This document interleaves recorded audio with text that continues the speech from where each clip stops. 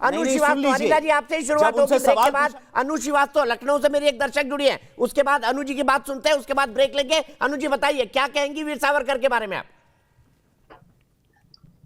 इतनी देर से हम सुन रहे हैं वीर सावरकर एक्चुअली राजनीति में पोलराइजिंग फिगर की तरह रहे हैं।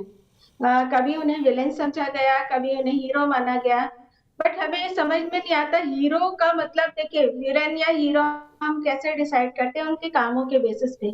उन्होंने जितने काम किए हैं मेरे ख्याल से देश हित में ही किए हैं। जैसे उन्होंने हिंदू बुक लिखी, उसमें उन्होंने हिंदू की जो डेफिनेशन बताई है, उसमें किसी ने भी अभी तक डिस्कशन नहीं किया। पितृभूमि, मातृभूमि, पुण्य भूमि। जो हिंदू या जो व्यक्ति इन तीनों का मान करता है, इन तीनों को भारत को मतलब भारत को पितृभूमि, मातृभूमि या पुण्य भूमि मानता है, वो सब के सब हिंदू हैं। तो उनकी हिंदुत्व को लेकर के ये धारणा थी। उनका मतलब था जो भी नागरिक है भारत का, अगर वो उस भारत भूमि को अपनी पितृभूमि, मातृभूमि, पुण्य भूमि मान रहा है, ठीक है अनु तो जी, वो बहुत खूबसूरत एक बोली भारत आप। का नागरिक है और इस वो परिभाषा से तहसीन पूनावाला भी मेरे लिए हिंदू है। क्यों तहसीन हिंदू है ना आप? पुण्य भूमि, मातृभूमि और पितृभूमि सब आपकी भारत ही तो है, तो आप भी हिंदू हुए सावरकर जी की डेफिनेशन के हिसाब से। मानेंगे आप इस बात को?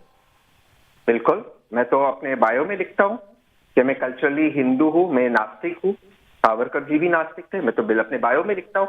मुझे ठीक है, अच्छा वो नास्तिक थे या नहीं